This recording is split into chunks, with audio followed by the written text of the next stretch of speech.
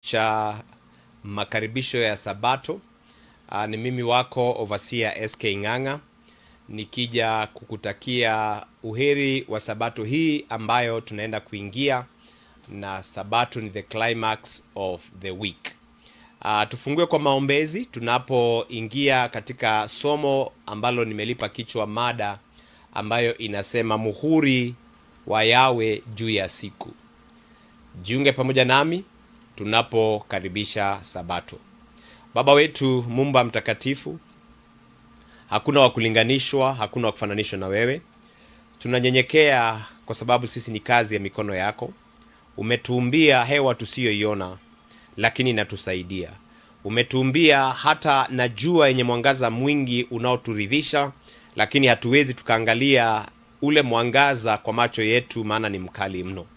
Tusema ni asante kwa sababu ya maumbile ya wanyama, baadhi yake wakawa wanyama kwetu. Asanti kwa maumbile yale ya miti ikawa matunda kwetu. Mambo mengi uliyoyafanya yamekuwa ya faida kwetu, mambo tunayoyatumia ambayo kwako wewe hauihitaji. Tusema ni asante kwa kutuwaza mawazo yaliyo mema. Katika kizazi chetu Mfalme, tunaomba neema yako ikawa juu yetu, kwamba msimu unaokuja Baba ukatupa mvua inayotuhitaji, ukazidi Baba kutubarikia na mbegu, ukabariki kazi ya mikono yetu, na ili kila wakati tunapokaribia mbele zako Mfalme, hatuji mikono mitupu, ni kwa sababu kwa hakika umetubariki. Tunasema ni asante kwa wiki nzima umekuwa pamoja nasi, na tunapoingia katika maadhimisho ya sikukuu hii Baba, tunaingia pamoja na wewe. Kongamano lolote litakalo kutana na wandugu na wadada, wabariki. Watakao kuwa nyumbani, zungumza na wao kupitia ili jina takatifu teule mno la mwanao wa pekee Masihi Yeshua, nimekuomba pamoja na kukushukuru. Leo kama nilivyotangulia kusema, tunajadili siri kuu sana iliyofichwa katika amri ya 4. Mara nyingi kipindi hiki kinajadili amri hii ya 4, na siri hii ni muhuri wa Yawe juu ya siku. Katika maisha ya kawaida, muhuri au stamp, mimi kama mchungaji na stamp yangu, sisi kama ushirika tuna ile tunaita seal ambayo inafinya document, huwa na mambo matatu muhimu. Mambo haya matatu, jambo la kwanza ni jina la mtu yule ambaye ako kwa ile ofisi, na jambo la pili ni cheo au mamlaka. Unakuta kwamba muhuri ukipigwa umeandikwa ni mfalme, ama ni overseer, ama ni pastor, ama ni chief. Na vile vile pia huwa una udhibitisho rasmi, na kwa hivyo ile seal lazima kwamba iwe ni genuine, iwe kwamba ni ile ambayo haijakuwa counterfeited. Mambo hayo matatu ni ya muhimu sana, na tutaona mambo hayo. Umiliki, ni nani anayemiliki ofisi hiyo? Yule ambaye anayepiga muhuri na kujiita chief, hiyo ndio tunaita forgery, na forgery ni makosa makubwa sana. Mfalme anapoweka muhuri wake kwenye hati hiyo huwa rasmi na haiwezi kupingwa kirahisi. Title deeds zinakuwa na ile seal ambayo imetoka kwa land registrar. Vivyo hivyo Yawe mwenyewe aliweka muhuri wake wakitaua sana mtakatifu juu ya Sabato. Hapa tukubali tusikubali, huo ndio ukweli. Sabato si desturi ya dini kama wengi wanavyofikiria, walio ndani ya utunzi wa Sabato na walio nje. Wakati ambapo watu wanaona kana kwamba Sabato imekuwa tu ni desturi, basi utakuta kwamba Sabato si desturi, ina umuhimu wake. Umuhimu wa kwanza ni kwamba sahihi ya Yawe katika wakati. Kwa hivyo tunakuta wakati ambapo tunajua ni siku gani tunayoitunza Sabato, already tunatambua signature ama kidole cha Yawe cha nyamajira na nyakati. Jambo la pili, muhuri wake kama muumba. Watu wakaweza wakajiita baba mtakatifu, baba, mimi ni baba Naomi, baba Samuel, baba watoto wangu, na vile vile baba wetu wa mbinguni ni baba. Lakini kama kuna sifa ambayo hakuna mwingine yoyote anaweza akalimbikiziwa, ni sifa ya kwamba baba wetu aliye juu mbinguni aliumba mbingu na nchi na vyote vilivyomo. Na kwa hivyo tunakuta kwamba sabato inapiga muhuri wa kwamba yeye ndiye muumbaji na muumbaji wa pekee. Na jambo la tatu, alama ya mamlaka yake. Bila shaka yeye anaposema mimi ni Elohimu wako, ni kumaanisha nina cheo cha kuumba, na kwa sababu ya vile nimefanya unafaa kutambua mamlaka yangu. Na unapotambua mamlaka ya mtu unanyenyekea ama unampigia saluti. Na kwa hivyo wanadamu wanatambua mamlaka ya Baba wetu ikiwa watamwabudu katika roho na vile vile pia katika kweli. Na jambo la nne, ishara ya agano kati yake na watu wake. Kwa hivyo yeye akiwa ni Elohimu ama Mungu apasaye kuabudiwe, Mungu wa pekee, Muumba wa pekee, wewe vile vile kama ni mmoja wa aliyeumbwa siku ya sita, umeingia katika mapatano na maagano kwamba unafaa kumwabudu yeye na yeye peke yake. Na kwa hivyo ikiwa itafika mahali ukose kuona muhuri aliyoupiga na alama aliyoiweka, basi yatakaokujia bila shaka sijui kama utaweza kustahimili. Kati ya amri zote 10, amri ya 4 peke yake ndiyo inayoonyesha mambo hayo niliyokutajia. Jambo la kwanza, katika amri ya 4 jina lake takatifu limeandikwa, limetajwa na si mara moja. Vile vile pia katika amri ya 4 amepeana cheo chake kama muumbaji. Ikiyatangulia amepeana cheo chake kama wa kuabudiwa. Ni katika amri ya 4 ametupatia cheo chake kama aliyeumba mbingu na nchi. Na jambo la tatu, eneo la mamlaka yake. Amedhihirisha kwamba mbingu na nchi anatawala.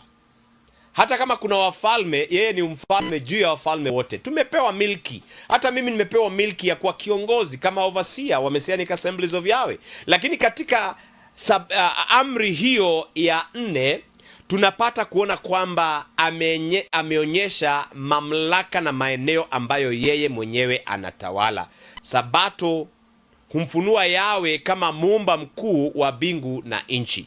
Na ili tukaweza kuangalia mambo haya ndivyo yalivyo katika Biblia, tufungue maandiko matakatifu katika kitabu hicho cha Kutoka 20 mstari wake ni wa 8 hadi 11.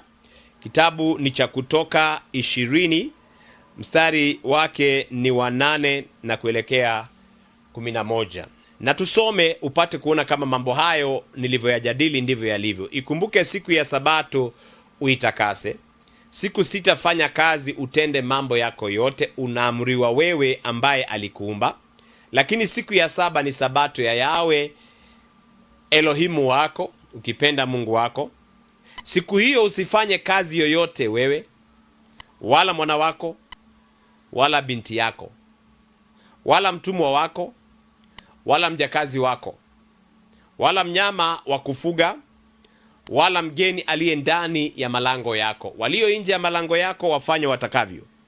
Maana kwa siku 6 Yahweh aliumba mbingu na nchi na bahari na vyote vilivyomo, akastarehe siku ya 7. Kwa hiyo Yahweh akaibariki siku ya 7 akaitakasa.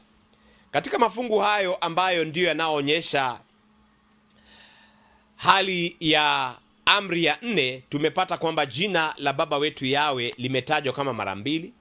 Ametaja yeye ndiyo Elohimu apasaye kuabudiwa, na vile vile pia ametaja cheo chake kwamba aliumba mbingu na nchi na bahari na vyote vilivyomo. Na vile vile pia akaweka hiyo siku, ndio maana anasema ni muhuri juu ya siku, akatenganisha siku ya 7 na siku zingine. Kwa hivyo ni yeye aliyeweka signature, na akasema unapotumia seal hii ni kwa sababu umeidhinishwa kutoka kwa Baba wetu Yahweh. Mtazamaji mpendwa, lazima Roho Mtakatifu akazidi kutusaidia kuona siri ya mambo haya. Na kwa hivyo katika fundisho letu tuna mambo haya ambayo ya kwanza tumejaribu kuyaweka wazi na tunaipanua sasa hivi. Yahweh aliweka jina lake juu ya Sabato. Katika mstari wa 10 imeandikwa, lakini siku ya 7 ni Sabato ya Yahweh Elohimu wako. akaweka jina lake Yawe Elohimu wako. Sabato hubeba jina la Yawe mwenyewe, na kama nilivyosema, sisi tunaolitamka hili jina tunajua kwamba aliliandika kwa chanda chake, akamfundisha Musa, Musa akawafundisha wana wa Israeli, wana wa Israeli wakawafundisha watu wote, Yeshua akatufundisha, na ndio maana tuko hapa. Kama vile msanii anavyotia sahihi yake, Yawe alitia muhuri wake juu ya Sabato. Wasanii, waimbaji na waandishi wa vitabu, kuna desturi, mtu anaponunua kitabu cha mtu anataka yule aliyeandika amfanyie signature, kumaanisha kwamba nimekipokea kitabu hiki toka kwa yule mwenye kuandika. Sabato si mali ya taifa. Hii si mali ya nyumba ya Israeli. Ni ya Yawe. Sabato si mali ya kanisa. Hata wewe usitetee Sabato kana kwamba ni yako. Desturi za kibinadamu, la hasha. Watu hutaka desturi za wanadamu, lakini Sabato si desturi ya wanadamu, ni ya Yawe mwenyewe. Na vile vile pia tusidhanie kwamba ni mfumo wa kidini, kwamba ni watu wa Sabato tu wanapenda mambo haya. Sabato ni mali ya Yawe, ni yake kabisa. Ndiposa katika mafungu mengi ya Biblia nasema sikukuu hizi ni zangu, mtazipigia mbiu kwa nyakati zake. Funzo muhimu katika kipengele cha kujua kwamba jina la Baba wetu Yawe liko katika amri ya 4. Anayetawala wakati hutawala ibada. Yawe aliweka jina lake juu ya Sabato ili wanadamu wamkumbuke muumba wao. And that is the reality. Anatawala jua, anatutawala sisi. Aliweka jina lake ili wanadamu wakaweza kumwabudu yeye. Na nataka kuamini kwamba sisi ndio tulioumbwa na sura na mfano wa Baba wetu Yawe. Na kama yeye mwenyewe alipumzika, akaibariki, akaitakasa, wewe ambaye amekuumba, mbona tusipumzike? Na sisi ambao tumekubali kuipumzika, na tuipumzike bila kuangalia kana kwamba ni desturi ya dini, mbali tuone kwamba Baba wetu ametaka tumkumbuke daima dawama. Kila wiki unapoenda shambani, ukajua ule mchanga nani aliumba. Wale walio majini wanavua samaki, ni nani aliyeumba maji hayo. Wale wako katika mashamba wanavuna, wajue ni nani aliyewaumbia yale majani. Na wale wanaofurahia mke, mume, watoto, ukajua kwamba ni Baba aliyeumba, na kwa hivyo anataka tukamkumbuka, tukampa heshima ambayo ni yake. Amri ya 4 inaonyesha cheo cha Yawe. Ni cheo chipi hichi cha Yawe? Katika mstari wa 11 ikasema, kwa maana kwa siku 6 Yawe alifanya mbingu na nchi, bahari na vyote. Inaonyeshana kwamba cheo chake yeye, cheo cha pekee ni kwamba aliumba mbingu na nchi. Wende ikawa ametupa uwezo wa kujiumbia vitu, wanadamu wamefanya uvumbuzi, wameumba, lakini mradi tunasema kwamba lolote unapovumbua lazima ukatumia kile ambacho Baba wetu alikuwa amekitengeneza. Muhuri wa kisheria huwa na cheo cha mtawala. Nimewahi kuletea vijikaratasi nisainie watu, napiga muhuri, naweka kidole changu na ninasema mimi ni overseer. Nimewahi kupeleka barua katika ofisi za kiserikali, na yule ambaye aliyeweka kidole chake alikuwa ni askofu, maana anajulikana kwamba anaweza akaidhinisha mchungaji katikati yao. Nimewahi kupeleka vijikaratasi ambavyo vimetiwa muhuri za kuonyesha ni nani aliyekuidhinisha. Hata leo nimepata cheki. Hiyo cheki nikiipeleka, kabla haijawekwa vidole na watu ambao wanajulikana kwenye benki, wakitia kidole ninaweza nikatoa pesa, cheki hiyo itakuwa ni karatasi kama karatasi ile nyingine. Kwa hivyo tunasema nini? Cheo chake kilionekana hapo kwamba yeye ndiye muumba wa mbingu na nchi, muumba wa bahari, muumba wa viumbe vyote. Sabato humrudishia mwanadamu mwenyewe misingi wa muumbaji. Kwa hivyo tunapokuwa katika hali ya kumwabudu, tunawekwa katika misingi ya kujua ni nani aliyeumba nchi tunayoitembelea, ni nani aliyetuumbia hewa hii safi tunayoipumua. Yeye haonekani, kama vile hakuna mtu ataniambia hakuna hewa. Ushaifungiwa kwa nyumba ambayo haina hewa nzuri, uone vile mtu huanza kuzimia. Na jambo la 3, Sabato hutangaza ukuu wa Yawe. Hapa tunafaa kujua ukuu wa Yawe, na tukamwogopa ni kwa sababu kwa hakika yeye ni nani anaweza akafananishwa na wewe. Biblia yasema katika kitabu cha Mwanzo 1 mstari wa 1, hapo mwanzo Elohim aliziumba mbingu na nchi. Tambua ukuu na uwezo wake. Mara kwa mara ninapotembea na ninapotafakari, hata katika kipindi hiki wanajiuliza, mambo haya yote yalitendekaje kwa siku 6? Baadaye anatufunulia siri, anatuambia ako na uwezo kiasi kwamba yale aliyoyafanya yangetendeka kwa miaka 7,000. Lakini badala ya kufanya yote aliyoyafanya kwa miaka 7,000, alifanya kwa siku 7. Ukuu wa baba wetu washangaza. Kitabu cha Isaia 45 mstari wa 18 nasema, kwa maana aliziumba mbingu. Anaweza kuumba, akuumbie hata figo mpya japokuwa imeathirika na maradhi. Anaweza. Ukimwamini yeye aliyefunganya mishipa na damu na vitu vyote ambavyo viko ndani yako, ukiona ukuu wake, hakuna lisilowezekana. Wakati ambapo Yeshua alipokuwa anaongea na wanafunzi, walikuwa wanamwambia hayo ikiwa ni hivyo yalivyo ni magumu.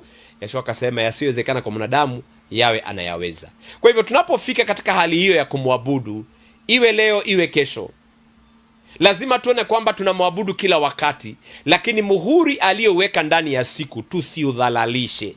Yawe peke yake ndiye muumba wa vitu vyote. Yeye ndiye muumba wa vitu vyote vilivyo kule galaxy. Ukisoma hali ya nyota, billions of them, na anajua kila moja kwa majina yake. Ukuu wake umepita ufahamu wa malaika. Hakuna mwanadamu, hakuna malaika, hakuna mamlaka mengine inayoweza kudai nafasi hiyo. Njoo utuambie ati wewe una mamlaka. Sasa tukuulize, mamlaka yako yatapita mamlaka ya baba wetu aliye juu mbinguni ya kuumba jua? Jua hakuna anayeweza kukaribia. Mwezi tumejaribu kama wanadamu, kwa hekima na ujuzi na uvumbuzi mwingi tumeshuka juu ya mwezi. Nani anaweza kukaribia jua? Aliyeumba muogope. Stima dakika yote, hata wakati unapoongea inaweza ikapoa pa. Na nikisema hivyo isipoe. Sabato ni ukumbusho wa kila juma. Kwa hivyo every week lazima tukumbuke mambo haya. Yawe ni mkuu juu ya yote. Haleluya. Na jambo la pili, yeye ndiye wa milele. Mimi nina muda wangu, baada ya miaka yangu 100 ama 120 ama ipungue, mimi sitakuweko. Ibrahimu alikuweko, hayupo. Adamu alitangulia, akajaribu, akaishi miaka 930 akaenda. Lakini yawe amekuweko, atakuweko, atazidi kukuweko. Ni sisi tutakaoingia katika umilele kwa sababu ya kumwabudu katika njia inayompendeza. Dunia ni mali yake, yeye ndiye mtoa uzima. Mtazamaji mpendwa, dunia inaweza kuinua fedha, nguvu na hekima za kibinadamu, lakini sabato humrudishia mwanadamu kwa muumba wake. Ni kwa hakika tunaweza jiinua. Mimi ni askofu, munipe heshima zangu. Mimi ni raisi, na apewe heshima zake. Ule ni governor, apewe heshima zake. Lakini hali ya kumwabudu na sabato inaturudisha kwa yeye aliyeumba. Usibanduke, wacha tuende break kidogo, alafu tumalizie kipengele hicho kingine. Yawe akubariki. The Sabbath is a gift, a time to rest, reflect and reconnect. At Taboga May Nakuru, we bring that sacred experience to your fingertips. Experience the word, feel the worship, and join our global family as we dive into the teachings of Yahweh every Saturday, live on our YouTube channel, Taboga May Nakuru. We live stream our services every week so that no matter where you are, at home, traveling, or overseas, you can stay connected to the teachings of Yahweh. Huende kawa sio tundu la kawaida, tundu la simba. It's more than just a broadcast. It's a community. Let's honor Yahweh together from wherever you are. Subscribe, like, share, and comment. Taboga May Nakuru, your digital sanctuary awaits. Karibu mtazamaji mpendwa, tunapoendelea na kipindi cha Karamu ya Neno. na tumetaja kwamba kuna siri iliyofichika katika siku kwamba ni muhuri, na tumezidi kuonyesha jinsi ambavyo inakuwa muhuri. Kipengele kingine ambacho ningependa tu kutajia ni kwamba Sabato Yawe aliibariki na hakuna mamlaka inaweza kubadilisha baraka hiyo. Ukiangalia kitabu cha Mwanzo 2 mstari wa 3 inasema Elohimu akabariki siku hiyo ya 7 na akaitakasa. Yawe mwenyewe alibariki Sabato. Na ikiwa Yawe ameibariki, anapobariki jambo hakuna mwanadamu anaweza kuliondoa. Wamejaribu na watafanya kana kwamba imeondolewa, lakini ingali inasimama. Hakuna sheria inaweza kufuta. Hata mtawala gani ashuke, akijaribu kuivuta ni yeye anajivuta, lakini sheria ya Baba inabaki imara. Hakuna desturi inaweza kuibadilisha, hakuna na hakuna. Hakuna mamlaka inaweza kupinga. Katika kitabu cha Hesabu 23 mstari wa 20 Biblia inasema amebariki, nani awezaye kubadili? Mtu mmoja akasema hivyo, kile kimebarikiwa na Baba, nani awezaye kubadili? Hakuna. Sabato ilibarikiwa ikatakaswa, hakuna awezaye. Baraka ya Sabato bado ipo hata leo, na huo ndio ukweli. Wanadamu wanaweza kubadili, na ni wengi wamebadili, ama ni wengi wamekufuru, ni wengi wamekataa na kubadili katika mifumo yao wenyewe, lakini neno la Yawe linasimama hata milele, na inafaa tuamini hivyo. Na ikiwa unaamini pamoja nami, tunawakaribisha all the time kuja mahali ambapo mimi ni mchungaji, tunaabudu siku ya Sabato na kuifurahia, kwa sababu sheria hiyo bado imesimama kidete. Na vile vile pia ni vizuri kutambua kwamba vile tulivyosema ni muhuri unaowekwa mahali, Sabato ni muhuri na ishara ya Yawe. Kitabu cha Ezekieli 20 mstari wa 12 inasema, tena naliwapa wa Sabato zangu ziwe ishara kati ya mimi na wao. Sabato zangu. Katika wiki hii tumejadili kwamba Sabato sio moja hii ya siku ya Jumamosi. Sabato ni nyingi na zote zinafanya kazi moja, kwamba ni ishara ya kuonyesha kuna watu wameingia katika mapatano na yeye aliyeumba. Tumeingia katika mapatano ya kuadhimisha Sabato kwamba ni ishara. Ni ishara ya agano letu na yeye. Ni ishara ya utambulisho kwamba tunamtambua kama muumba wa mbingu na nchi. Ni ishara ya kuonyesha kuna mahusiano kati ya sisi tulioumbwa na yeye aliyetuumba. Na vile vile pia katika ishara hiyo hiyo inaonyesha uaminifu kwa Yawe, kwamba kisha baada ya kutambua yeye ni muumba, ukimtambua kwamba yeye ni Mungu apasaye kuabudiwa, wewe ni mwaminifu katika hali ya kumwabudu. Wewe ni mwaminifu katika baraka alizokupatia. Muhuri hutambulisha umiliki. Na kwa hivyo tunajua kwamba Sabato hutambulisha wale wanaomwabudu Yawe kama muumba wao. Sabato huwakumbusha waumini wao ni watu wa Yawe, na zaidi ya kuwa watu wa Yawe ni watoto, wana wa Yawe. Wanamwabudu nani? Kwa hivyo yeye aliyetakasa Sabato ndiye tunayemwabudu. Ikiwa kuna mwingine ametakasa siku nyingine, basi ukienda katika hiyo siku ni yeye unayeabudu. Ni nani anaye watakasa? Tumetakasika kwa neno. Kwa hivyo tunapofuatilia maagizo ya yeye aliyetupatia, inaonyeshana kwamba we are set apart. Tumetakasika kama alivyotenga siku ya Sabato tofauti na siku zile zingine. Mtazamaji mpendwa, unapomtumikia Baba wetu Yawe hakuna hasara. There is no loss. Biblia inasema he is a just rewarder. Na kwa hivyo tuangalie kwa kifupi faida za kutambua muhuri wa Yawe juu ya Sabato. Faida ya kwanza, pumziko la kiroho. Mathayo 11:28 yasema, njooni kwangu mliolemewa na mizigo mizito, nami nitawapa pumziko. Sabato huwakumbusha waumini kupata pumziko ndani ya Yawe. Bila shaka kuna mambo mengi ya kufanya kichwa kikachoka, lakini wakati ambapo unajua Yawe yuko upande wako, maana na wewe umekuwa upande wake, unakaa na amani na utulivu wakati mambo inakuwa ama inaenda kisegemnege. Faida ya pili, ushirika wa kitaua, a divine relationship. Sabato hutenga muda wako. Unakuwa na muda wa kando ambapo umefunga biashara zako, umetulia, unaingia katika ibada. Akili zako zote zinafaa kuwa katika ibada. Leo hii tunaishi katika wakati ambapo ni mbio mbio, na tunajikuta hata wale ambao wanaopumzika Sabato unakuta saa zingine ako kwenye ibada lakini akili bado inakimbia. Simu zinapiga kelele kila wakati, biashara zinafanywa, lakini haifai kuwa hivyo mtazamaji mpendwa. Na vile vile pia katika ushirika wa kiuteule unakuta ni katika siku ya Sabato tunakuwa na ample time ya kuomba, kuimba, kusifu. Na vile vile pia ni siku hiyo Biblia inasema kwamba mtafanya makusanyiko matakatifu. Kuna umoja wa familia, tunakutana kama wazee, tunakutana kama kina mama, tunakutana kama jamii tofauti tofauti katika siku ile ya kuabudu, maana Baba aliona ni vyema kufanya hivyo.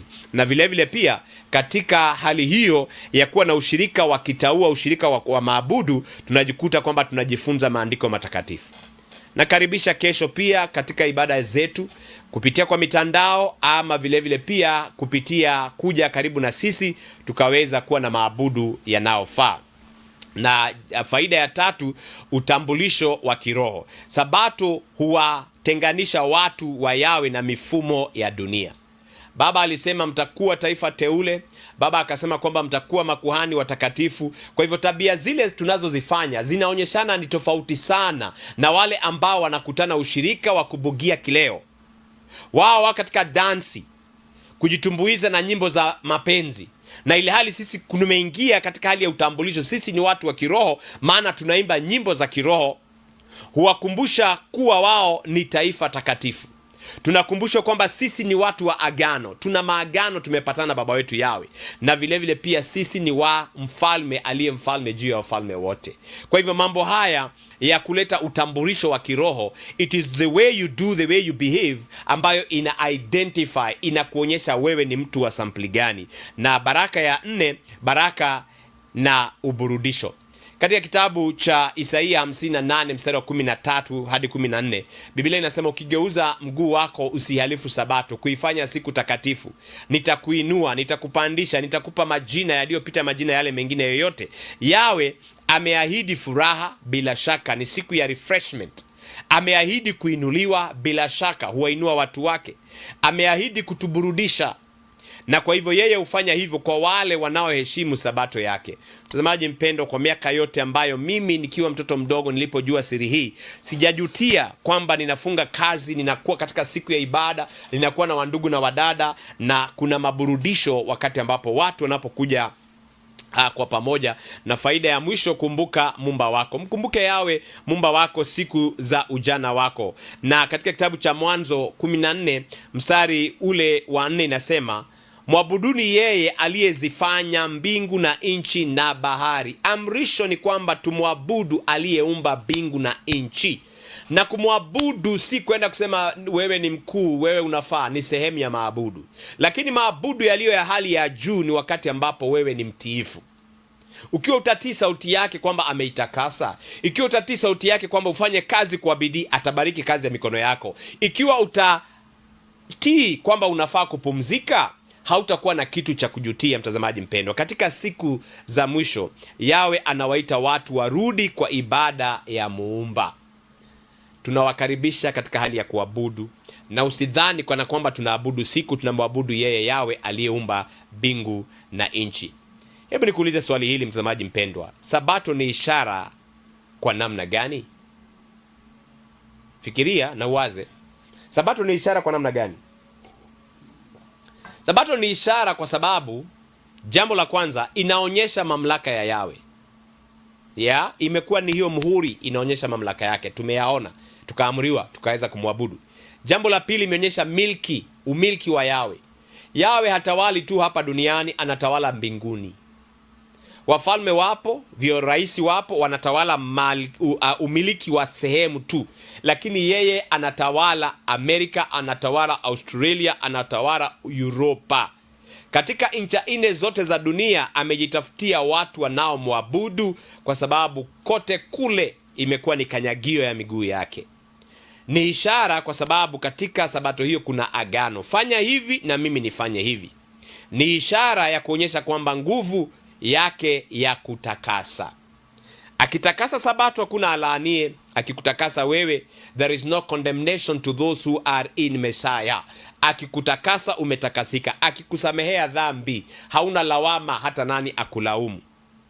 Kuitunza Sabato si kupumzika tu kutoka katika kazi zako za kawaida, mbali ni kutangaza Yawe ndiye Muumba wangu, mfalme wangu na Elohimu wangu.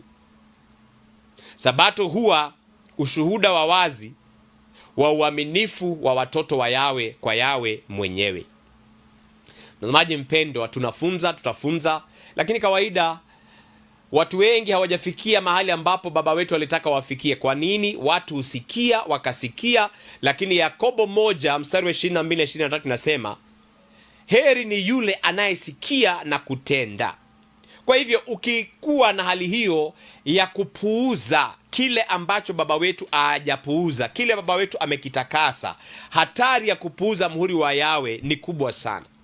Wanadamu anapokataa wakati mtakatifu wa Yawe, upatanisho wa kiroho hudhoofika. Ninaona kwamba watu watakuwa ni wanyonge, wadhaifu, kwa sababu wakati ambapo unahitajika kwenda charge, wewe hauendi charge. Jambo la pili, desturi za wanadamu huchukua nafasi ya maagizo ya Yawe. Wakikuyu waliimba wimbo wakasema, warega Yawe durega shetani, warega muoyo durega mwaki, warega gikeno durega kea, nyundo mashio mothe mbere yaku. Kitabu cha Kumbukumbu ya Torati 30, baba anasema, nimekupa uzima, nimekupa mauti. Haya yote ni chaguo, ni lako. Kwa hivyo chagua uzima, na uzazima ni kufanya desturi ya Yawe kupita desturi ya wanadamu. Yeshua akasema katika Mathayo na vile vile katika Mariko kwamba watu wamefundisha desturi za wanadamu kana kwamba ni sheria za Yawe. Mimi hapa nimekuja tu kufundisha desturi ya Yawe, desturi nzuri ambayo imekuwa katika kizazi, haijapitwa na wakati, ni desturi ya umilele. Na jambo lingine ambalo ukikataa kutunza sabato, msingi wa ibada hupotea.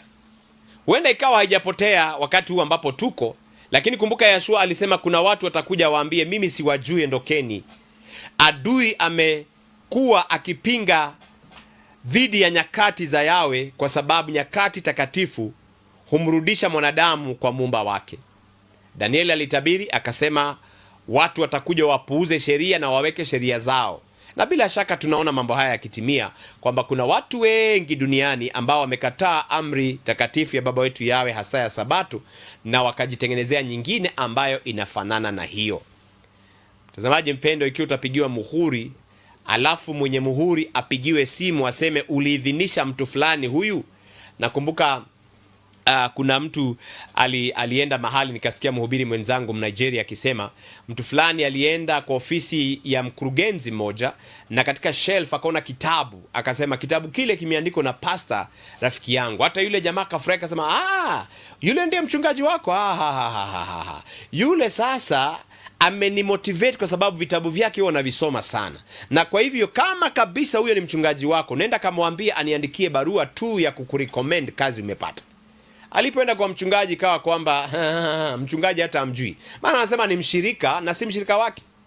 Mwingine naye akapeleka barua na akatia namba za mtu fulani, naye yule mwenye kumwandika kazi akachukua simu akapiga namba akasema, nina barua hapa na ina muhuri wako na vile vile pia ina sahihi yako, unamjua huyu mtu? Akasema, mimi sijaandika barua ya namna ile. Ile ni forgery, mtazamaji mpendwa.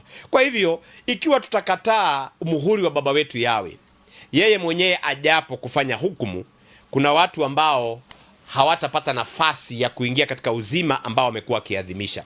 Hitimisho langu katika somo letu la muhuri wa Yawe katika siku, Yawe ni muhuri, sabato ni muhuri wa Yawe juu ya wakati.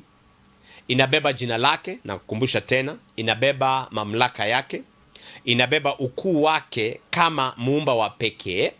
Vile vile pia inabeba baraka zake nyingi na kochokocho, na vile vile pia inabeba ishara ya agano letu pamoja naye. Kila sabato ni ukumbusho kutoka mbinguni kwa Yawe ambaye anatawala maisha yangu, baba yetu Yawe. Waumini wanapaswa kushika sabato kwa wasishike sabato tu kama ni desturi tu, mbali kwa kuelewa.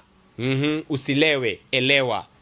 Na vile vile pia ukaipa heshima yake, ukaweza kuipa furaha inayostahili. Kuna wakati tumejadili kuhusiana na kufanya sabato iwe ya raha. Kuna watu waliwahi fanya sabato ikawa ni mzigo, watu wakaichukia.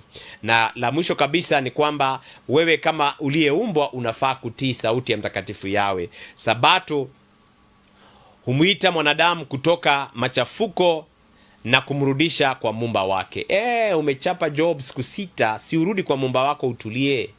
Kutulia kule kwa tulituli, japokuwa tunaabudu asubuhi, tunaabudu kila wakati. Wasia wangu natimisha na natamatisha katika kitabu cha Kutoka 31 mstari wa 16-17 inasema, basi wana wa Israeli wataishika sabato. Neno hilo wana wa Israeli libadilishe na wana wa Yawe. Aliwapa uwezo kufanyika kuwa wana wa Yawe wote waliomkubali Yeshua the Messiah. Kwa hivyo mkubali Yeshua the Messiah, alafu fanyike kuwa ni mwana wa Yawe, na wana wa Yawe wataishika sabato. Ni ishara kati yangu na wana wa Israeli milele.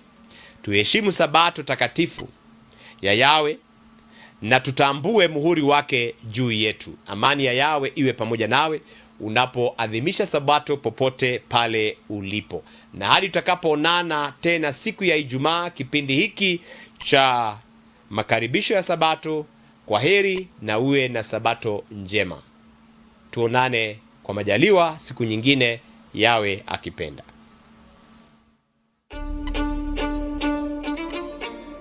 In a world constantly searching for light, searching for truth, Messianic Voice TV has stood as a beacon. For all of us here, this is more than a broadcast. It's a calling.